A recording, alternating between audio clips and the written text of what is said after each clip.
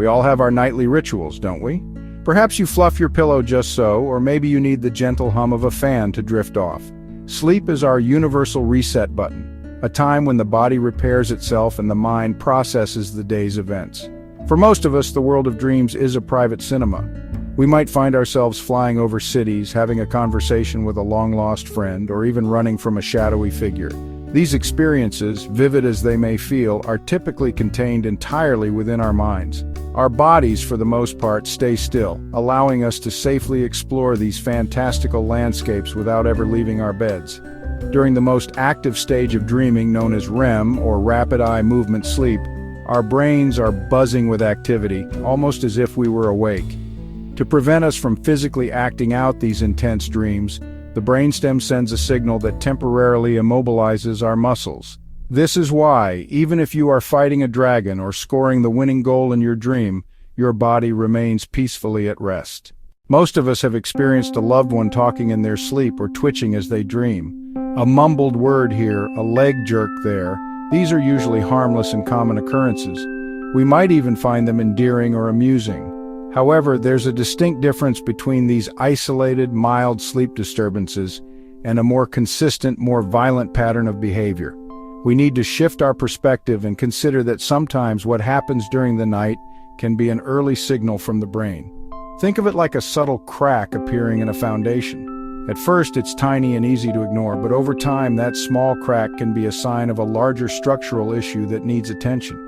In the same way, a consistent pattern of acting out dreams can be an early indicator of a neurological condition. It's called REM sleep behavior disorder, or RBD for short. Normally during REM sleep, your body experiences a temporary and natural paralysis called atonia. In a person with RBD, that off switch for the muscles doesn't work correctly. As a result, the person physically acts out their dreams, which are often intense, action-packed, and even violent.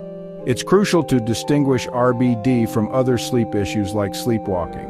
A person who is sleepwalking isn't acting out a dream. Their eyes may be open, but they are not engaged in a dream narrative. For someone with RBD, that dream doesn't stay in their head. They are quite literally living out their dream. For many years, scientists viewed RBD as an isolated sleep disorder. But over the last couple of decades, a powerful and undeniable link has emerged. Research has shown that RBD is one of the strongest known early predictors of synucleinopathies. These conditions are characterized by the abnormal buildup of a protein called alpha-synuclein in the brain. When it starts to misfold and clump together, it becomes toxic to brain cells. The part of the brainstem that controls muscle paralysis during REM sleep is one of the very first areas affected.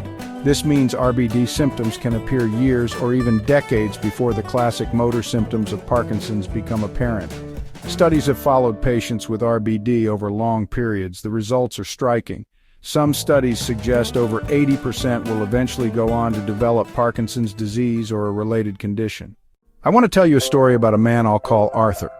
Arthur was a retired accountant in his late 60s, a quiet man who loved gardening and spending time with his grandchildren. For most of his life, he was a sound sleeper. But his wife, Helen, started noticing a change. It began subtly. Arthur would occasionally twitch or mutter in his sleep, but over the course of a year, the episodes became more frequent and much more dramatic. Arthur started shouting in the middle of the night, things like, "Get back!" or "Watch out!" One night, Helen was jolted awake by sudden, violent motion. Arthur was flailing his arms wildly, his legs kicking forcefully. He punched the headboard and ended up with a bruised hand. They finally decided to see their family doctor, who listened carefully to Helen's descriptions. The doctor recognized these classic signs and referred Arthur to a sleep specialist. At the sleep center, Arthur underwent an overnight study called a polysomnogram. The results were clear. During his REM sleep stages, the monitors showed intense muscle activity. The diagnosis was confirmed. Arthur had REM sleep behavior disorder. The primary feature is physically acting out dreams. Look for actions like punching, kicking, flailing arms, or grabbing. These movements are not random twitches. They are purposeful actions that match the content of a dream. Another key component is vocalization. The sounds associated with RBD are usually louder and more emotional. They can include shouting, swearing, screaming, laughing, or crying. People with RBD often report dreams that are unpleasant or violent in nature. They frequently involve being chased, attacked, or put in a dangerous situation that requires them to fight back or escape. Consider the timing and consequence of these events. Have these behaviors caused injury? Do you feel unsafe sleeping next to them? Is this a new pattern, especially for someone over 50? Knowledge is not the source of fear, it is the source of power. Think about other areas of medicine. We screen for high blood pressure to prevent strokes. We check cholesterol levels to prevent heart attacks. In all these cases, the goal is the same: identify risk and intervene early. Scientists around the world are working tirelessly to develop neuroprotective therapies.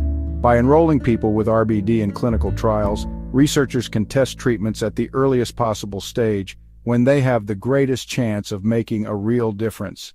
Early awareness is about taking control of your health journey today.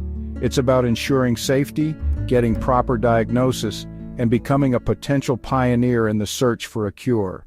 If what I've described sounds familiar, please do not ignore it. Your journey begins with a simple conversation. The first person you should talk to is your primary care physician. Be direct and clear. I am concerned about REM sleep behavior disorder. Your doctor will likely refer you to a specialist who will recommend an overnight sleep study. This is the gold standard for diagnosing RBD. It provides definitive evidence and unlocks the door to proper management. Getting a formal diagnosis includes access to treatments that make sleep safer, such as low-dose melatonin or clonazepam, which can be very effective at controlling the physical behaviors. Taking these steps is an act of courage and self-care. You are not alone. There is a community of doctors, researchers, and support groups ready to help you navigate this path. We are now entering an era of proactive brain health where we can see the earliest signs of change and have the chance to do something about it.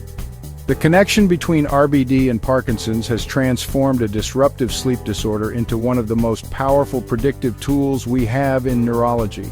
This knowledge empowers every single one of us. It turns the bedroom into a place of observation and awareness, encouraging us to take sleep health seriously as a fundamental pillar of our well-being.